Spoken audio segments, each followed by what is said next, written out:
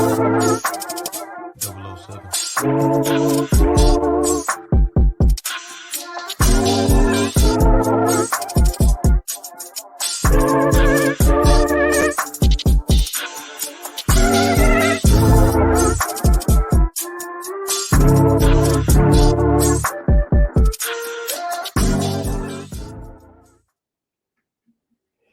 happening, everybody? It's your man, damednydc. Two mics up. We back again. Yo, it's Monday night. You know what we do on Monday night. New episode. Brand new guest that's going to be joining me tonight on the other mic. And look, tonight is going to be a very interesting conversation. We have someone who, has done and is doing really big things, in the entertainment field.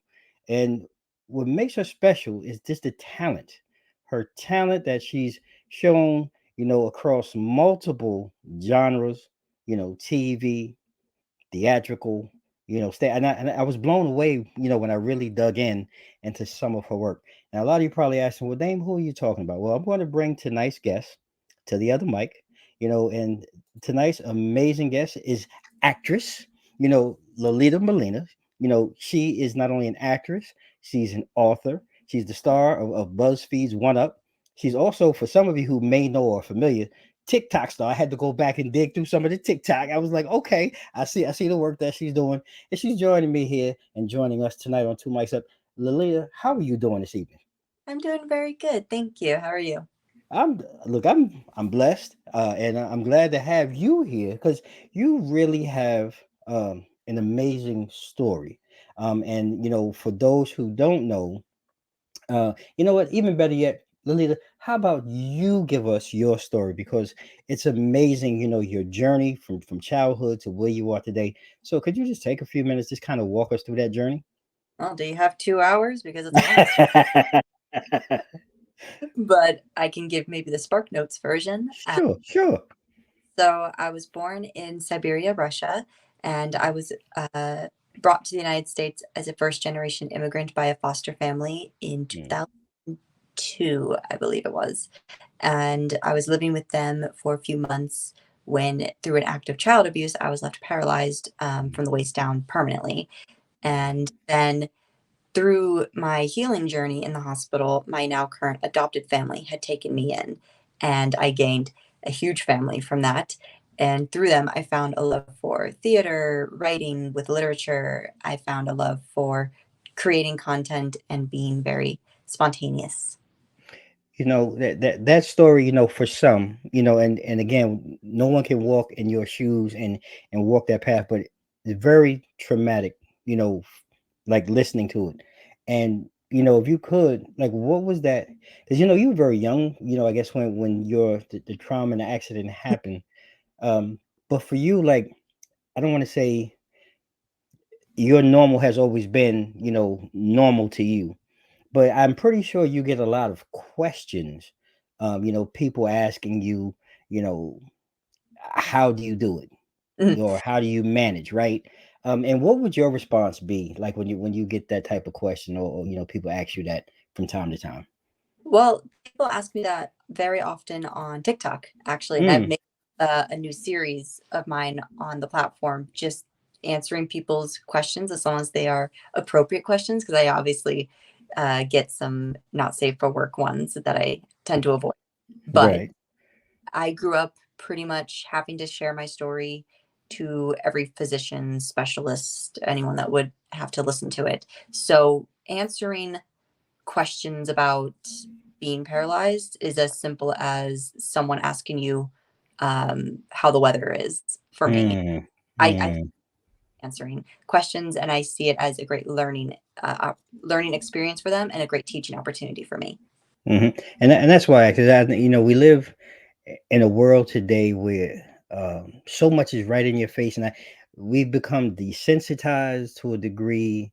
We don't really have, to me, that human connection or that element of care. And listening just made me wonder. Sometimes it has to be a little bit more difficult, sometimes, or even frustrating. Like, oh boy, you can kind of see when people are walking up, like, oh boy. here we go with the question. And and I just want to ask, uh, is there some form of maybe therapy or things that you continue to go through or work through, to kind of help yourself kind of keep yourself guarded and your spirits up, when dealing, because you can kind of see it in people's eyes as they're coming, and I just wonder for you, how do you continue to manage and keep that beautiful smile on your face? For me, I did emotional therapy during my high Mm, school days, but I don't do it anymore. I would say having a lot of sisters toughens you up okay. emotionally Mhm. because everything's fair game to a sister. So I can take it, I guess, on the chin relatively easy.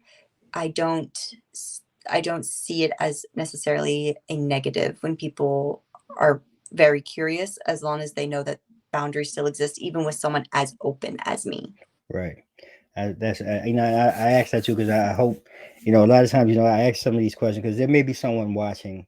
I mean, I think it's important that, when we have the opportunity, we have someone like yourself. You've been able to, overcome some of these obstacles, and you've achieved a certain level, right? And if somebody's watching this, that may be any, God forbid, in a situation maybe similar to yours, that they can see and they can hear that, what, anything is possible, through the grace, having a blessed family, surrounding you and supporting you, and really helping you hone in on your skills. And one of the things I do want to jump into, we like to have a quick section of, like, we call them quick hitters.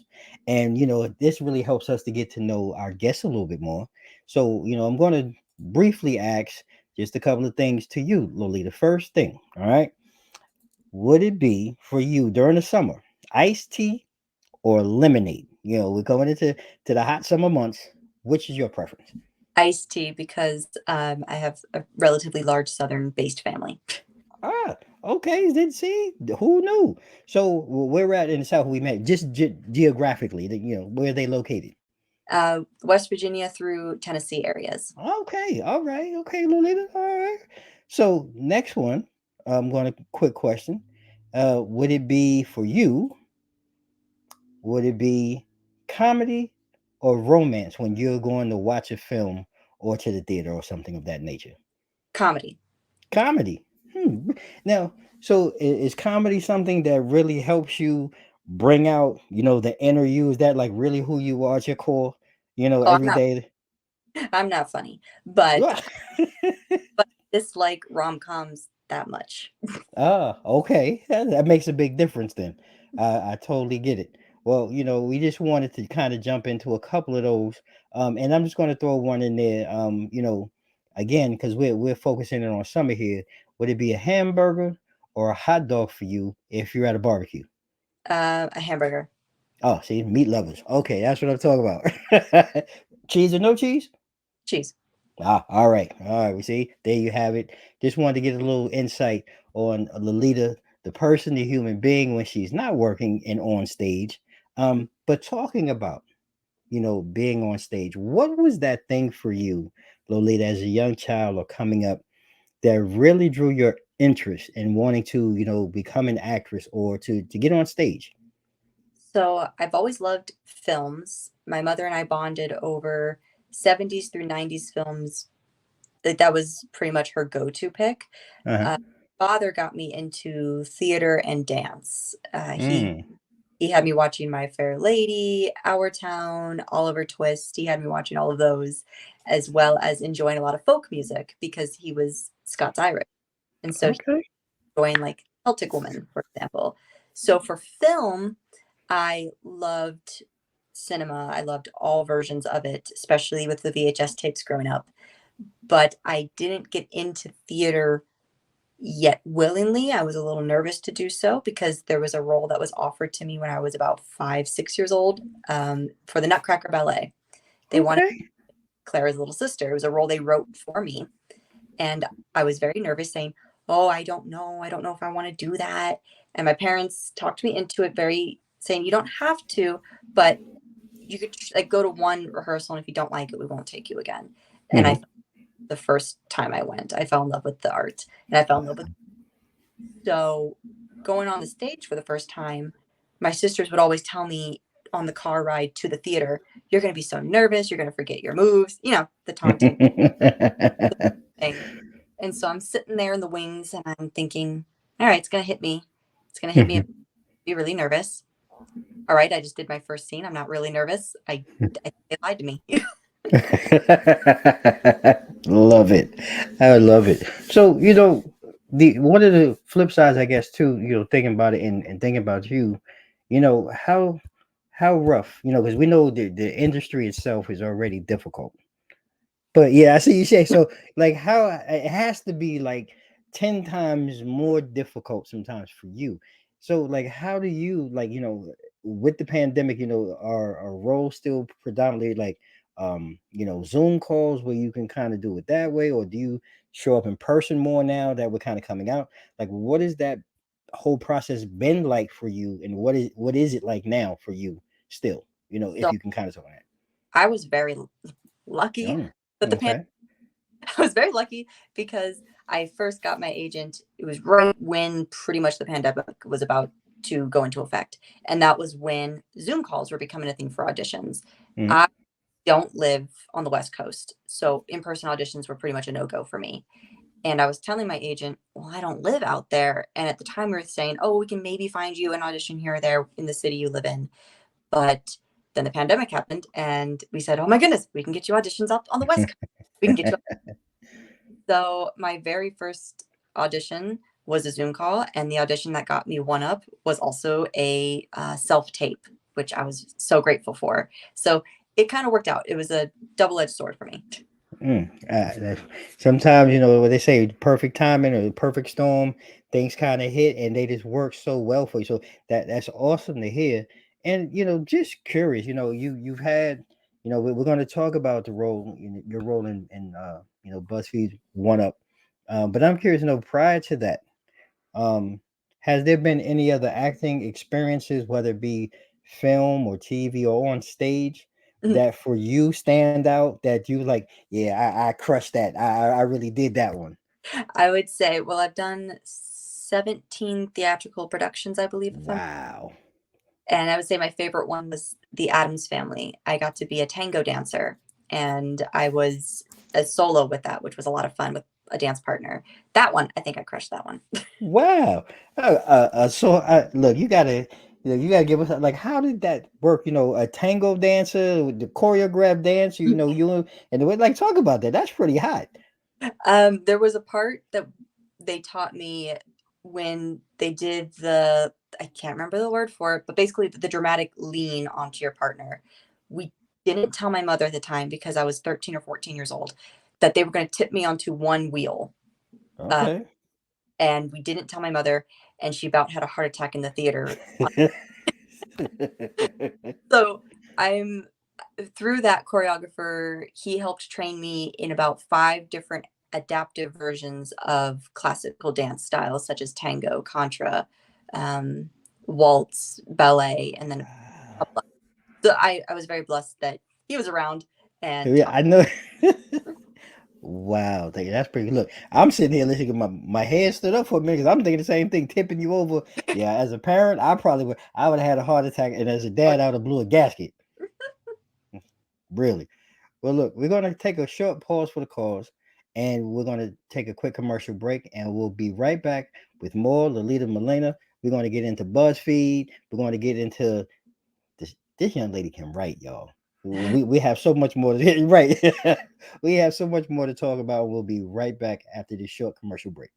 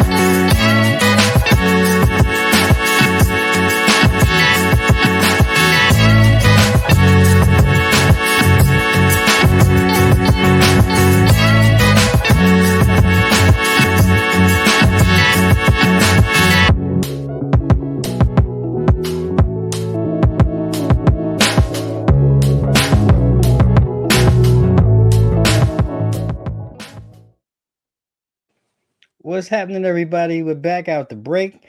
Actress, author, activist, look, all around superstar, Lolita Milena. She's here with us tonight. She's really joining me, and we're really enjoying the conversation tonight. And Lolita, we talked. I mentioned it briefly coming, going into the break. You also have written a novel. Now this right here is kind of perplexing. When I read about it. Now you did this in under a month. Is Yes. that? Oh my goodness! Like, first of all, give us the background story. Like, how did all of this transpire? First of all, because I don't know too many people, one, that we would even think about considering writing a novel. First of all, then to do it under a month, and then the page count that I heard that kind of came from this was bananas. So, like, kind of like, give us the backstory and how did you complete this incredible feat? It was during my high school days. I was in a creative writing course, and the instructor had given us a choice. He said, "You guys can choose A or B." A was a poetry project, and I suck at poetry, so I was advantageous to what the second one was going to be if poetry was the first. And then he told us how the second one was there is a writing contest called NaNoWriMo. Anyone can enter it. And in 30 days of the month of November, you have to try and complete up to a 50,000 word book. And I said, well, I hate poetry and I have nothing better to do. What? Tackle this. But he also failed to realize I'm a perfectionist, and I was far worse of a perfectionist back then. So I wrote the story 2459 in 20 some days with 64,000 words. Oh my goodness! Now, I never said it was perfect. There are editing errors because, again, I was like 17 when it was Still. self published. Jeez, and self-published on it. So what was the and please, like, because you got to, like, what was the story and what was the storyline? What was the book about? Because look, self-published. I got to go out and get it because now I have to go out. Look, I'm nosy. I'm inquisitive. I like to read. Now I have to go out and get it and find and support. But kind of give us a little background, a little synopsis of the story. 20. You said 2459. Please give us a. Please talk about it. The story revolves around two sisters who were created basically in a lab, Mm, are not human. They're pretty much biological weapons. wow. And they have to decide whether or not, when they reunite after all those years, do they want to go through with what their creators wanted them to go through with, which was to be weapons for mass war, or just want to live the normal life and bond as a true family and be more humanistic. That's the story. And it was a story in the making since I was about 7 years old. I would play it in my head. And so the 64,000 words came quite easy. Wow, that look, that sounds like something ready for sci-fi or something ready to go to theaters. Like, that is incredible. I mean, I'm interested now to really read and find out more, find out what happens with these two sisters. I mean, that's wow. Like, have you always had like such a vivid imagination with other things and other pieces of work maybe that you worked on, or is that just like that one off? No, by the time I learned how to write, my parents said I had a stack of journals about this high, uh, Wow. stories, and every single page was full of just short stories I was writing constantly until the pencils were worn down. I don't do that as often anymore because now we have computers, so now I'm just typing and carpal tunnel to the So Lily, I mean, you're fascinating, and you really have a lot of talents. The activist or the activism piece, um, like, where did you pick up that mantle and want to take charge? And what do you really focus on and look to, talk about and raise awareness about when through activism? I'm an activist, but I'm a realistic one, is how Hmm. my kind of word me. I try to bring awareness to, especially like the foster care system in the United States. I try to bring Mhm. awareness to foster children. I try to bring awareness to adoptions and adoption agencies as often as I can. And when it comes to being a paraplegic, I try to bring realistic standards, to expect if you ever found yourself in such a predicament. I also try to bring realistic awareness for traveling as a paraplegic, because Mm, I see a lot of people who are in similar situations as me who don't quite understand that there are ways around it in other countries. Because I love mm. to, my favorite place is probably Aruba, and Aruba Okay. is possible, but we found ways around it. And I like to see it as I was raised to not demand things or feel that I'm entitled to something simply because I'm different. If Hmm. I find a way around it, I better do it. I better find that way around. I also would feel bad if things were destroyed or changed simply for my convenience. So, Mm. activist, I think just a realist and someone who brings awareness to realism is what Mm. it says. I love that because I mean that those things are real, and that goes though. I mean, just listening, I've coming up as a young man, my mother, we've had foster children. I have a foster sister, and I understand, some of the challenges, on both sides, the adoptive side and the child in the process. And I love what you say, even about just being a realist about things. Not even yourself being a paraplegic, myself being a man of color, and different things that really go on in the world that we live in today.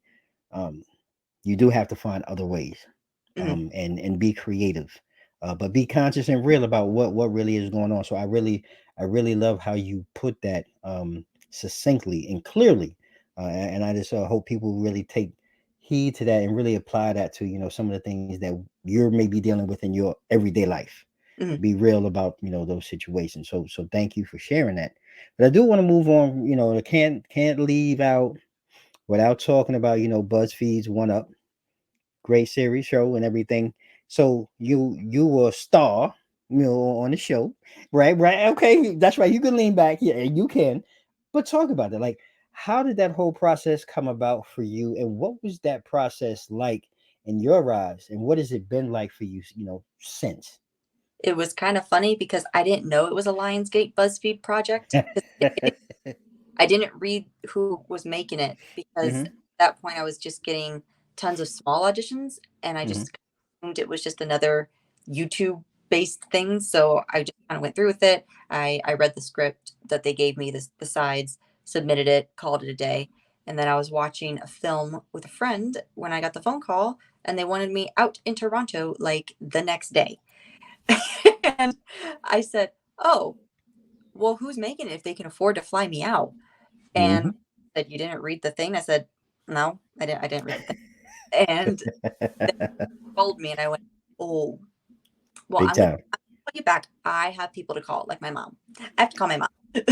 I know that's right. Uh, so it was really interesting because it was a learning process for everyone. It was my first big time set with real professional people, and it was the producer's first time dealing with someone with a disability like mine. So we all got to learn a bunch of cool things during that process, such as they were over accommodating to me.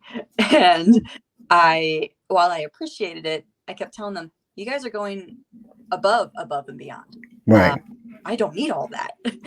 So it was a Mm-hmm. really cool learning curve for them knowing how to handle other actors in their later projects and experience a legit professional set, which was really, really cool.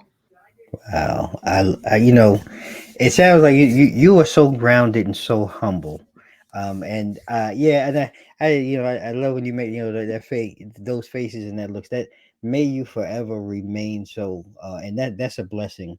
To be able to have someone who is really on a, you're on an upward spiral, upward trajectory, and first of all, we wish you continued success. But may you right with fingers, everything. If I could do the other ones, I would do those too, but I can't. Right, see, there, see what I'm saying? I can't. There you go. But that humbleness, that's the draw and the attraction, and it shines bright just like you do. Before we close out today's amazing conversation, I have to ask, what are you working on next? Like, what can we see you, or where can we expect to see you next? Right now, it's TikTok primarily. I also am trying to get out of my writer's block. I have a couple of story ideas lined up in my notes app. I just have to put my computer. I'm really looking forward to this one because it's a little bit different than what I'm used to writing. I love writing horror, and while this is horror, it's a different subgenre of it. So I never expected to see myself writing. It's pretty much a, I don't want to give it away, but it's a different genre than what I'm It's used to writing. different, right? I But, hope I hope it turns out good. It's not really forte, but I'm really excited. don't worry about it. Like I said, you are definitely on the upward, trajectory, and I'm pretty sure you continue to work on it. Yeah, I know you said you're a perfectionist, not as bad as you used to be, like, right? But it'll come out, it'll work out just fine. And I thank you, Lolita, for sharing, some time with me and us tonight. You are definitely one to watch and one on the rise, and I look forward to following you and your success along the way. But before we go, please take a moment to go ahead and share your social media. I want to make sure we put that in the show notes. I want our audience to go out and support, follow, subscribe, and watch everything that you have, waiting for us in the future. Okay, will do. Um, Pretty much all my social medias are just Lolita Milena. I try to make it as simple as possible. For some of them, there's like a little period in between just because someone else stole it or they said I had information. It was really irritating. But all of my handles are pretty much just Lolita Molina. They used to be other things, but I try to make it as simple as possible to find me. Well, there you have it, ladies and gentlemen. We will make sure that we put all of her social media information down in the notes. It's been another great episode. I thank you again, Lolita. Please know, and I tell everyone, once you've been on, you're part of the family. Anytime that you have any new projects or anything that you want to come on and talk about, please let us know. We would love to have you come back on. Ladies and gentlemen, it's time to close out, but you know how we do here on Two Mics Up. It's season 5. You can follow Two Mics Up across social media, IG, Facebook, Twitter, and YouTube at Two Mics Up. I'm your man, Dame DNYDC, your proud and humble host of Two Mics Up. Uh, Catch all the latest, on Mogul TV.